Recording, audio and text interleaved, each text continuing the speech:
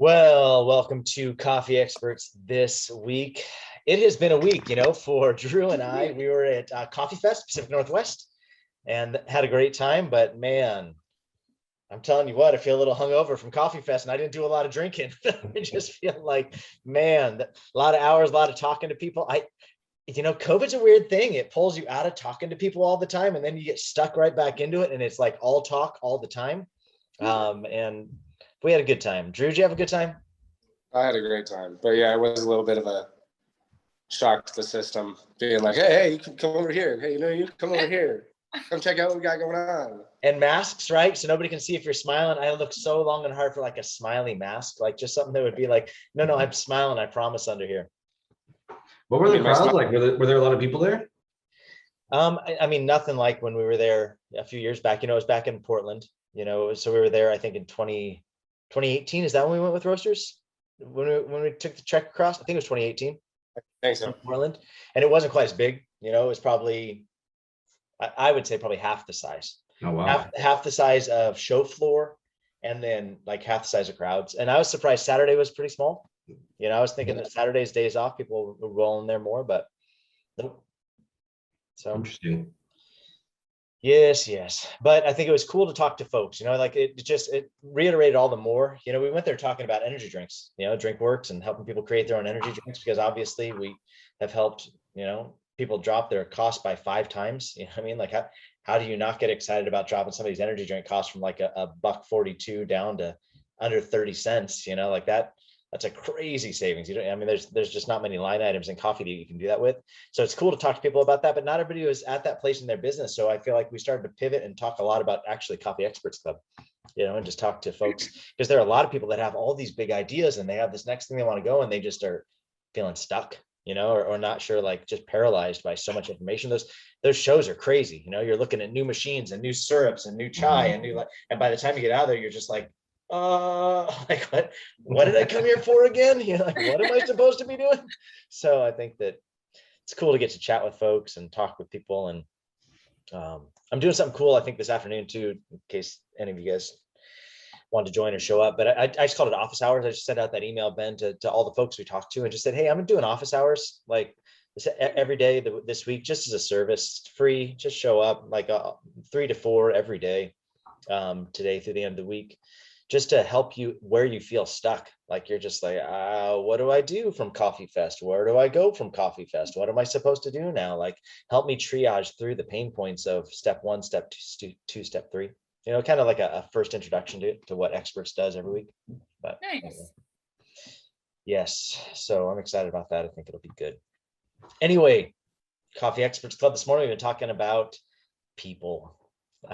Jesh made a funny video from our experts last week. our little spiff about our little riff about people and all the funny things about routers and refrigerators being unplugged, and check if the light's on. That's a real good indication to start with, just all the funny things about leading people. But just as kind of a recap, week 1, we started at the beginning of the month talking about, or a few weeks ago now. Our months are a little bit wonky on Coffee Experts, but talked a few weeks about Gap Analyzer, the free tool we gave away. And Tasha, I know you went through that, and we've had a lot of people go through that, and just breaking apart like who's doing what and where are they spending their time.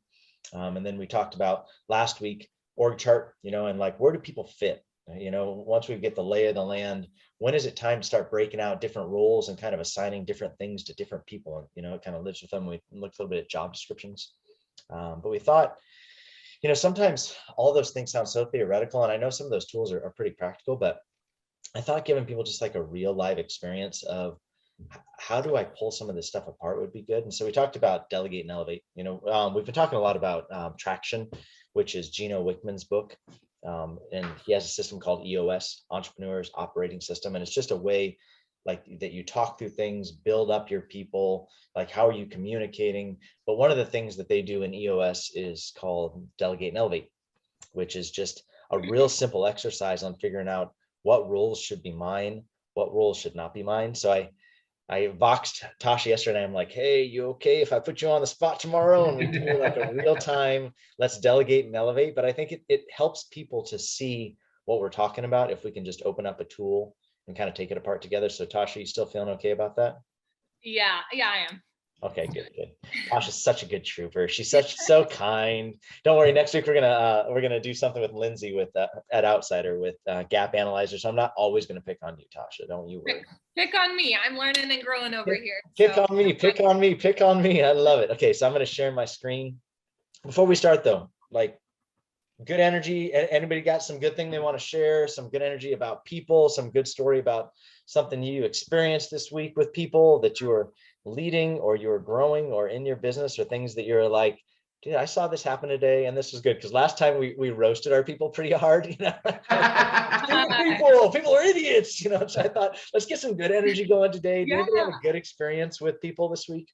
This weekend, we had quite a bit of call-outs. Just there's stuff going around, much more than COVID. Just everyone, I feel like, has some sort of sickness. And one of the hardest shifts to get covered is like an open shift, let alone from another stand. And so like we were desperate and we asked every single person that was off, you know, hey, are you able to do it? And this girl totally stepped up from like the slowest stand, was like, heck yeah, I'll open the busiest stand on Sunday. And what so a the manager, like, she's like, I don't have a key. And so the manager met her there at 4 a.m., dropped off the key. She's like, I got this. Like, you're good. Like, go.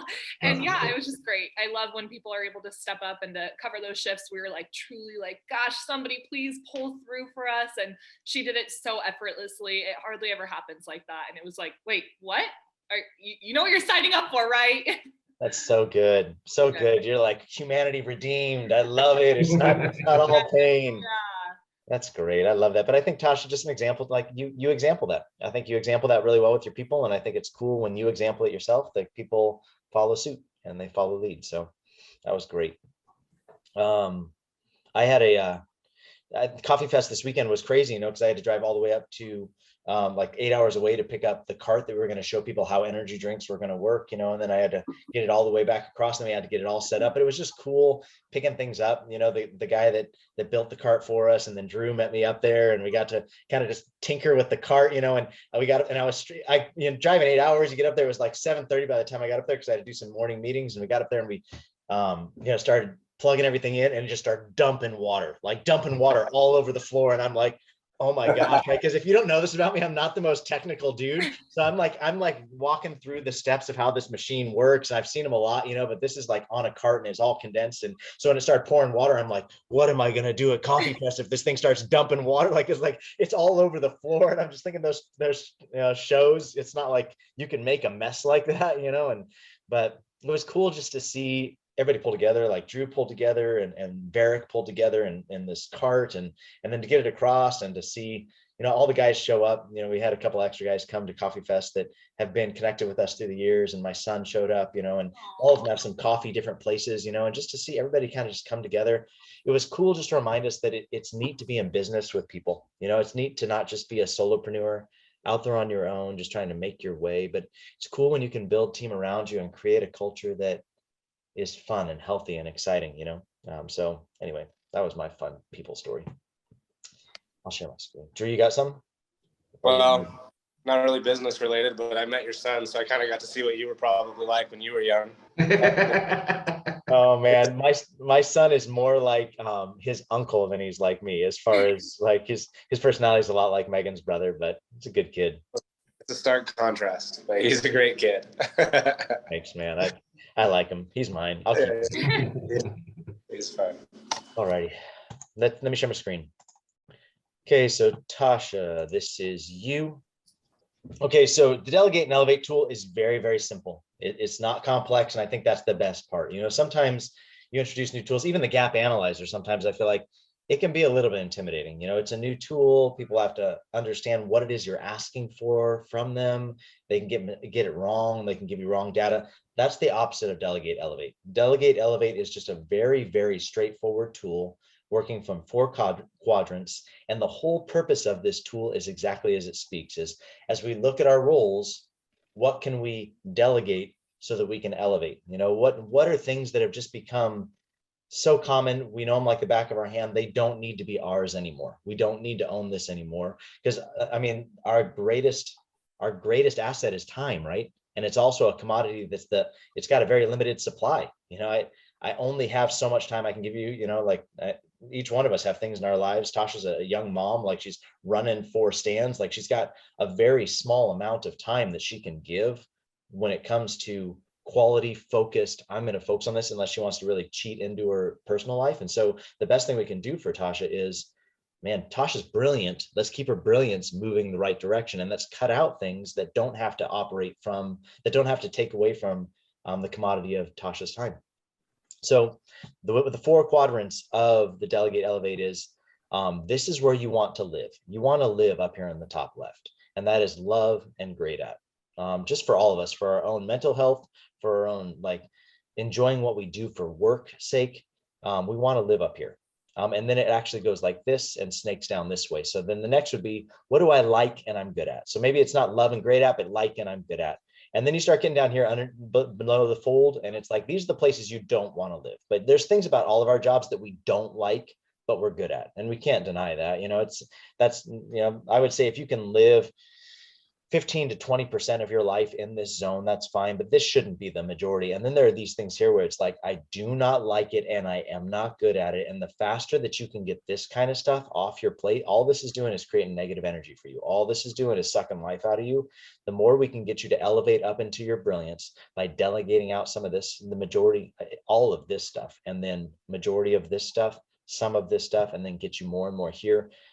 You're going to enjoy what you're doing, and it's going to help your people to get in the spot. Because that's the other thing to really point out is, just because you don't like it and aren't good at it doesn't mean that's the case for everybody. Some people really love this kind of stuff down here. And that's, I think, a misnomer. I think I said once, Ryan and I were talking about time, and he was asking me to help with something, and I was feeling overwhelmed. And I was just like, I don't know if I can do that right now. Doesn't everybody feel this way? And Ryan's like, no. Not everybody feels that way. Not everybody loads their schedule the way your schedule runs. Not everybody's feeling like, I can't do one more thing, you know? And so it's really important to remember, just because you don't have bandwidth doesn't mean that not everybody has bandwidth. And there are a lot of people, Tasha and I have been talking about this about Human Being Reno, is there are people looking for opportunities to elevate. They want to grow. They want to do something more than they're doing right now. And to think that they could take something off of the regional manager that would help her life be better, it's like you just brighten their day and you're like, I just gave them the crappiest thing. I hate this thing. That doesn't feel fun. But the truth is it's not a crappy thing to them. It's just a crappy thing for you, you know? And so I think really going through it. So that's kind of the understanding of how this works. Love and great at it, like and good at it, don't like, but I'm good at it, and don't like, and I'm just not good at it. So that being said, does anybody have any other things they want to add, Drew, Ben, about this tool, or do you want to start peeling in on Tasha? Well, one reason that I like the tool is because it makes you actually think about, you know, we do the gap analyzer, but a simpler, faster process to kind of, you know, filter out these things as the Delegate Elevate. And it also helps me personally, like when I get down to that don't like and not good at it, it helps me realize maybe I don't like this thing because I'm not good at it, or vice versa. Maybe I'm not good at it because I don't like it, so I don't want to learn it. And so it helped me, you know, filter out the types of things, obviously the skills that I actually have. So it helps me hone in on, you know, what I'm good at. I think too, probably that's a really good point. And I think also too, just the awareness of sometimes you don't like it because you're not good at it, but if you learned how it works, you might actually enjoy it, you know? So sometimes this zone down here is just an opportunity for growth, you know? And as you identify that, as you name it, it's like, okay, but if you learned a little bit more how that worked, do you think you'd enjoy it more? Because I know for me, I'm a pretty even keel guy. Like I'm pretty upbeat. That's my personality. If you want to see me get pissed fast, give me something you want me to build with directions. Like build a barbecue. Like buy a barbecue with like 25,000 pieces and they want me to put it together. I get so freaking pissed so fast. But it's like, but if I spent a little time and probably grew that strength, I found that at the end, by the time it's built, I feel better. But in the middle of it, I get pissed. But there are those things for all of us where it's like, if we spent a little bit more time, educated ourselves a little bit more, grew our tools, we might enjoy it more. So that's a good point, Drew. See, for me, it's the opposite. It's more of like it helps me shine a light on stuff that I'm not good at, because I have a tendency to think, well, yeah, I can figure it out. It's pretty easy. Yeah, I'll be good at it. Yeah, I can do that. Sure. Why not? Why not? And this makes me actually go, oh yeah, I'm actually not very good at that. It's good, right? Like I probably shouldn't do that because I'm not very good at it. I think especially for guys like you, Ben, that I mean, running operations for 150 employees, you know, like 16 locations, like it's easy for you to become a catch-all. like everything's kind of falls on you. Like and it's the default is Ben will do it. Ben will do it. Ben will do it, and so you can end up holding a lot of things that it's like, is Ben the best for that? Ben's not very good with that. It's going to take Ben twice as long. Could we find somebody that actually excelled at that, maybe enjoyed that? And then it will go faster and turn out probably better. So that's a good point too. I like that.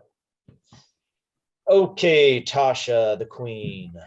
Let's talk about things. Let's live in the fun spot first. So things that you love and are great at. Sorry, I have my gap analysis up too. So. Sure. No, take your time. We're not in a rush. So things that I love and are good at, definitely first, like administrative work, payroll. I would even put scheduling in there, bills, that type of stuff is like nitty gritty stuff that people usually don't like. I love it. It's very task driven for me. And if I can write down that I have to get this done and I can sit there and get it done, the satisfaction I get crossing that off of my list for the day makes me feel like I completed something. I love completing like challenges. That's great. And just to realize that's definitely not everybody. Not everybody loves that. So it's great for you to call that out. That's good. Okay. So what's another one? It's a broad spectrum and I can dial in deeper, like overall operations, like just overseeing and delegating and making sure that everything is running smoothly 24/7. Making sure of that. I don't know how to put it in a word, but just overall operations. Yeah, I love that. Okay. What else? I love the customer aspect, such as, fixing conflicts in the sense of like turning the day around and making sure that person leaves satisfied. You gave me my 1 star and I was able to completely revert that back to like, this is what we're about. This is what we have. Awesome. I've got so much work to send your way. Don't you worry. I'm going to sliver this off. It'll be a side hustle. I'll send you angry people all day long and it'll be amazing. That's great. Love it. Definitely not something everybody enjoys. There are a lot of people that would say, hey, I'll do anything you want me to do. Don't put me on the phone with pissed people. I don't like conflict. I don't like getting into it with people. I would just rather avoid that. So that's a good one. It's a good thing to identify. Anything else you'd like to put in love or great at? No, I feel like that was it covers all the bases. Perfect. Okay. So let's move to like and good at. Okay. So like and good at, leading and motivating, like being that person to look up to. I like gathering everybody and making sure we can cross the finish line together. And just the next thing that's coming, being the person that can say, hey, look, like this is where we're headed. This is what we have coming. Stay with me. Like we got this kind of thing. Yep. Good. I love that. Anything else that should live over here in like and good at? Like it and good at, I would say hiring. I've kind of delegated this off, but I'm good at it. I've learned from all my mistakes. And so I'm very into it with red flags or things that aren't just going to work anymore. I can pretty much read a person pretty easy off of the first interview. So let's talk about this for a minute, because that's a really good one, because I feel like that one's a couple layers deep and that's a good example. So when you say hiring, do you mean all the steps? Like, do you like going out and recruiting? Do you like taking first pass at all the interview emails that come across and setting up your first interview? Yes. First interview? Do you like, after you get through the first interview and you vetted it out to the final interview and really making your final decision, do you like every part of hiring? No, I would actually say I like the first initial, like the paperwork that comes in.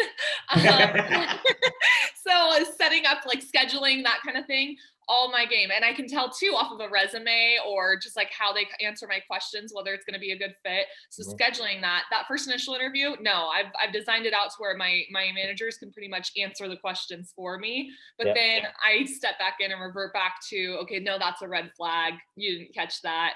So it's kind of a phase for everybody, but I've enabled myself to work in the direction that I like to or where it fits.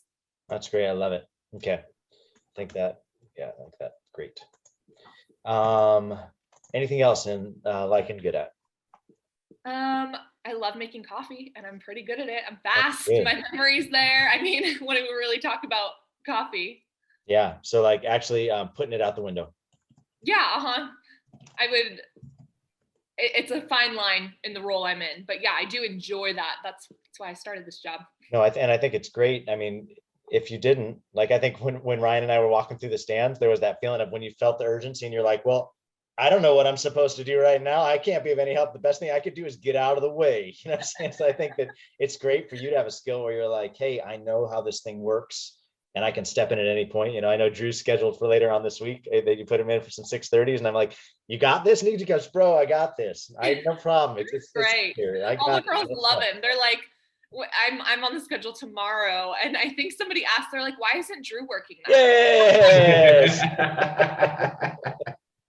Love it. But seriously, the cool thing Drew. about that though, Tasha, is they're getting it too. Like they're like, hey, you've got some really good things to do. You've got some places you could elevate up to, and this should be something delegated down to Drew. And I know when we had first conversations, some of the first conversations, you were like, I just feel like everybody defaults back to me when there's not like when a manager can't fill something, I end up getting stuck in there. And I think it's good that we're reformatting people's brains, that they're like, no, not Tasha. Yes, Drew. Let's Yeah, no, it's good. Tomorrow's honestly one of the, it's needed. I have to be there, but it's one of the very first, like I have to go in shifts in I would say a few weeks. So we've been making progress. I love that. Makes me happy. Okay. Don't like, but you're good at. This is like one of those things where you're like kind of the necessary evil. Yeah. So this is a hard one. And I'm going to throw it out and I'll have some other things to chime off of, but I said problem solving. And it's not that I don't like it, but I am very good at it. 9 times out of 10, there's a solution to be found. And I'm really good at finding that solution and MacGyvering the parts and the moving pieces. But by doing this, I'm enabling my managers. So I feel like they're never actually learning or growing from this because I'm doing it for them. So it's like a misguided little direction. I feel like it's something I should stop doing and that needs to be delegated on. And I don't like being called. I don't like to be called at 7 p.m. to figure out the solution when the manager should be doing that. Especially if it's in their scope. Like, I think that's right. Good. Guys, and obviously this is a lot of me and Tasha, but anything that you see that we touch on, like make sure you jump in and ask questions too, because I think that this could be really good, like fuel for the fire. What else? I've become a master shopper when it comes to cash and carry runs. But this is totally something that, I'm great at it. Don't really care to do it. Doesn't need to be happening anymore. Well, given the times it does, but. Sure. No, it's good. I love it. That's a really good, that's a great one to think about. And I know you and I have been talking about that already. Any others for don't like and good at? No, I feel like it's I covered a broad spectrum of things going on right now. Good. So let's move to don't like and not good at. And then this is like my mission. Like, what can we pull off of Tasha that she does not like to be doing? I'm sure you know where I'm going with this. IT. Yes, IT. There's always room for an IT guy. Yes. Right? I feel like I never actually get that satisfaction that like I crave in my, love it roles because it's never fully fixed. I'm not sure if I actually fixed it or if it's like a short-term thing. And I'm just not an expert in this field at all. Yeah, no, I think that's great. And neither do you want to be, right? Like, it's not like you're like, I'm really sucky at this. Hey, Ryan, could we maybe put me into classes to get really technically involved? Like, that's not an aspiration of yours. No. And that's good. I think let's identify that out, and God bless Drew and his ability there. So anything else that you don't like and are not good at? Don't like and are not good at. No, I mean, that's really the main, like, don't like this, don't want to do this anymore. When it comes to handyman work, oh God, building up the shelves and the stands, trying to screw in things that are broken around the stands, that kind of thing. Handyman work, definitely not my expertise. No, and I think obviously that's a really good example of something that a regional manager should not be having to do. Like you can outsource like handyman work all day long, and handymen love their stuff. Like they get so freaking nerdy. Like if you've ever talked to a handyman that enjoys what he does, the guy will talk your face off about something that you're like, bro, I called you because I don't care. Like, I don't want to talk about that. I don't want to do it. I just want you to fix it. So you've talked to me twice as long as it took to fix that thing. Just get in there and fix it. But I think guys that like that kind of work love to talk about that work and love to do the work. So it's a good one. That's good. Anything else you want to add into this, the whole spectrum? Anything that we've missed, you feel like? Let me peek over this one more time. But I think that covered majority of all my little roles. Does the hiring also include training, or is that done separately? That's done separately. That's all through the managers as well. Cool. What about like training managers? Like, do you feel like we have anything formalized on how we train managers, what managers should know and do? Yeah, I mean, it's actually probably something I could create a little document on. But I definitely have taken that role on, you know, when a manager is ready to come into that role, they've usually been an assistant manager and they've kind of learned under their manager. So I wouldn't necessarily say that's my forte, but then it's usually a sit down conversation. Here's the expectations, here's this contract. And then from that point on, they're coming to me, but it's not really like a training per se. It's just like an everyday need, or, hey, Tasha, I got this. And I guess that would fall into that problem solving strategy. Starting out, it's a little different, but I mean, I have a manager that's been here for a year and still calls me 10 times a day. Well, that's great. Do you enjoy training? Yeah, I do. In a manager role, I would say not a barista role. I'm probably not the best person to be training you in the stand. No, that's great. Where do you feel like that hits the spectrum in the love? I would say that's a like it. Okay. Good at it. Now I feel like we're at Cold Stone. I'm all, do you want to like it or love it? Like it or love it. I know, I love it. Training managers. Okay. Something else, and it would probably be I guess a love it would be, I don't know how to get it on paper, but creating the discussions, you know, the meetings and getting everything prepped. Again, it's that administrative stuff. Yeah. But it falls into that like it leadership role where like I like to be the one to dish it out and get everybody together and really make sure that everybody's on the same page. I love it. I love that. What else, guys? What are things that we've missed? What are things that Drew, maybe, I know you've been a regional for a long time and have led a lot of big stores. Are there any things that aren't really called out here that you feel like should be called out? Things you've seen in Tasha, or things that you feel like should be like addressed somewhere on the sheet? You're muted too, brother. Yeah, they're doing some construction right now. That's what's really loud. So I didn't want it to impede the whole call. I've got my dog downstairs, so we're all in the game, brother. So don't Well, you know, Tasha was pretty thorough. Yeah. Tasha's a badass. There's no way around that. Yeah, she's definitely badass. Scheduling obviously goes underneath managers, right? So she shouldn't be addressing that too much, except for maybe what about like pay? I guess you got your payroll stuff up here. This is like approving punches, like making sure everybody's clean, making sure everything is going to Jesse, right? Right. Yep. And I totally enjoy doing payroll. I like knowing it's done right. And I guess that's probably a fault of mine, is I sometimes take on too much because I would rather just know it's done correctly than have to double check somebody's work. I'd say that's probably your role, is that can be your Achilles and your greatest strength, you know. And so I think obviously as you get more and more stores, you know, we're talking about opening up this next new location. As you get more and more stores, there's probably parts of this that you're going to need to hand off. Yeah. I know, Ben, maybe you could speak to that a little bit. I know that you began to incorporate Jordan. Maybe talk about some of that hand down. When did you determine it was time for you to be doing certain parts of the job, but then a breakdown of stuff underneath you? Because that's the whole purpose of this whole exercise, is how do I know where I should start be handing stuff down? How can I create for myself more strength? How can my job description become even more refined into this is exactly what I do? And there may be parts of that I hand off. I think payroll is a really good identifier. Yeah, for me, it was just it's a time issue. You know, the way I looked at it was, what are my biggest like time holes? Yep.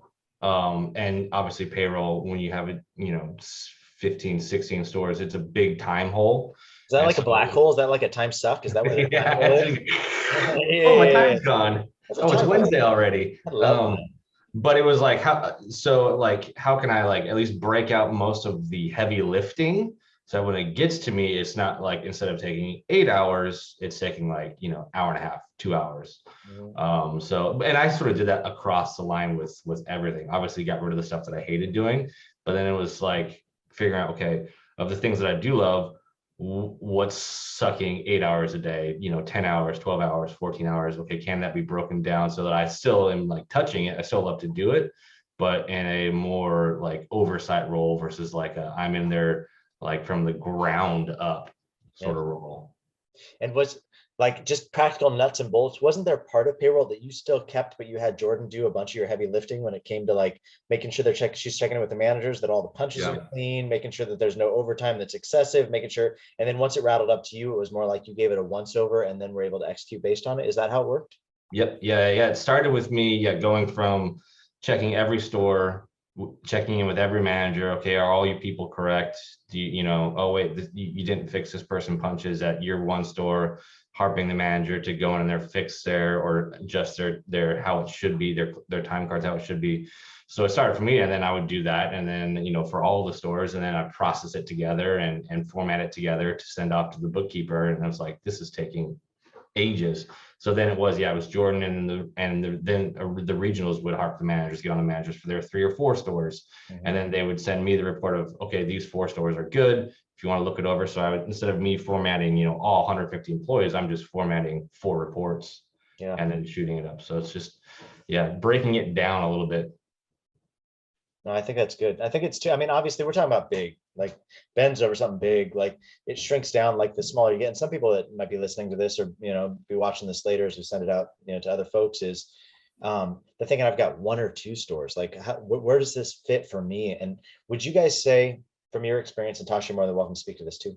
From your guys' experience, the identifier becomes things that are like stand operations is what you're going to like delegate down, and things that need to be elevated up are the things that people that are in the stands working on the stands couldn't do or shouldn't be doing, or might distract them from really what they're there to do, is to serve, like whatever your mission statement is, like serving the people of Reno and making them happy with every cup of coffee that goes out the window, or whatever your mission statement is, like that's what your operations based people in the stand should be working on. And if something's going to take away or distract them from being able to do those things, then that's probably what should be rattled up or percolated up to whoever's next above that. And then once the people above them are like, I'm at max capacity, then how can I take some of those people in the stand and carve out some time where they're outside of the stand working on some of these things that would be a release valve for me? Would you guys say that's kind of general rule of thumb? Drew, Ben?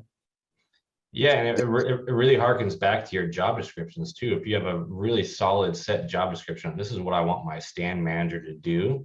If you notice that they're having to run a whole bunch more responsibilities above that, you can say, okay, these are obviously things that my regional needs to be taken care of, or if I'm the regional, I need to be taken care of because my manager is doing a lot more on their own outside of what I've actually asked them to do. So they're probably important. If the manager sees something that needs to be done and they're doing it without even asking you, they probably know that, and they see, because they're there on the ground, that it's something that's vitally important. Mm-hmm. So if you can notice them doing that, you go, oh shoot, that's a really important thing, but it's not in their job description of what I want them doing. I want them concentrating on customers. I should probably grab that and either take it myself or take it to a regional or something like that. Love that. Yeah, and when you are at 1 or 2 stores, it's almost the best time to, make sure you have solid systems, because we did do this at Roasters, Delegate and Elevate, but we were, years and years and years in. So it seemed like a lot of what we were doing was recreating the foundation we were standing on over and over and over.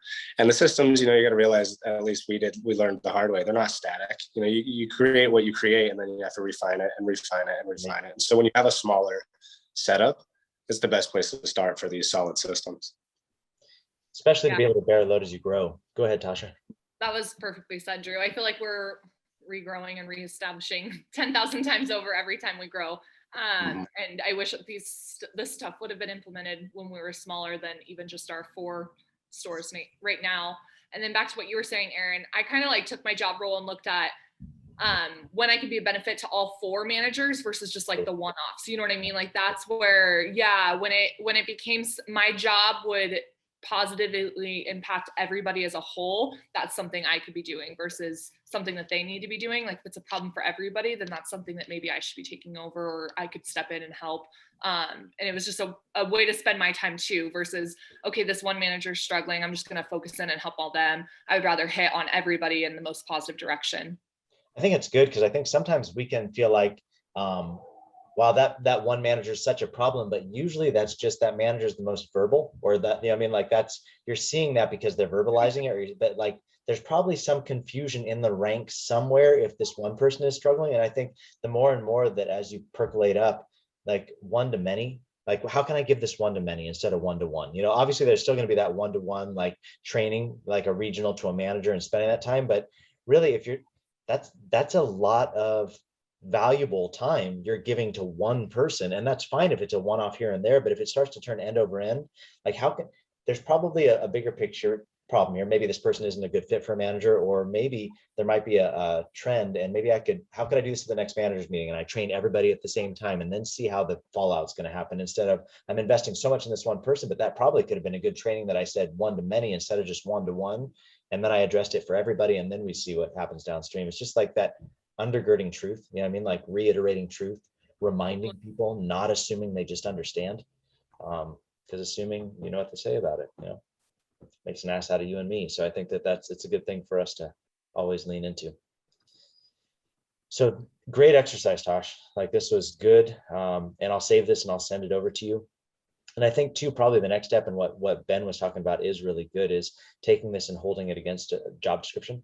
And if you don't have a clear job description, like this is a great place to start with a job description, like especially tuck in a lot of this up above the fold. You know what I mean? Realize there's probably going to be a smaller percentage of some of this stuff down here, but this is the first stuff you should be handing off. And this is probably where you should be living. And then as you start feeling like things are getting too big for you, like Ben, we kept opening stores, but Ben can't just continue to do all of payroll. That's not going to be something he's going to be able to do. So how can I create a slot where maybe an hour or two a week I could hand down, you know what I mean? Or like we also created a slot for training. You know what I mean? Like we created a trainer from one of the regionals. It was like a regional's responsibility over all their 4 stores, and then one of their primary responsibilities was training. And I think that really helped to begin to identify, okay, so this regional over here helps with HR concerns. This regional over here helps out with training. This one over here, and kind of breaking it out so that everybody kind of has an emphasis they can play to based upon their skill set and what lives in their love and great at. Like you said before, I shouldn't be probably training baristas. Like that's just probably not that's great. That's not a bad thing. It's good that you recognize that. And how can we raise up somebody that could be a trainer? And that could be a good first step forward into an elevation of their role too.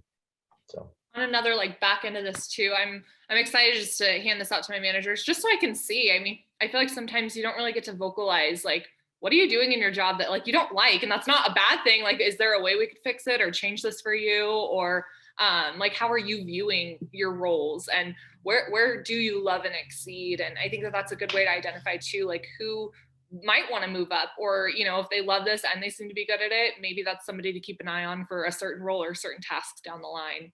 Well, that's good. And this is probably a great thing to include in your 555s. Like once a quarter, just put people through a delegate and elevate before you sit down for your 555, because then you have fuel for the fire. You know what I'm saying? You can have, it really stirs up good conversation. And that can oftentimes lead to, in that 555 format, in those quarterly reviews of what's working, what's not working. You know what I mean? Because you can identify how much are they living in the don't like, not good at, and you can really identify, we talked about sometimes people age out of managers. They're a mom, they've got several kids, 4:30 in the morning is a pain point because managers really should be working that early morning shift, and so that's tough, sometimes, especially single moms, different things like that. We've had those conversations, and it's good to identify, is a manager still the best spot for this person? Could there be something else that we could grow them into? So I think that's good, Tosh. That's a good point.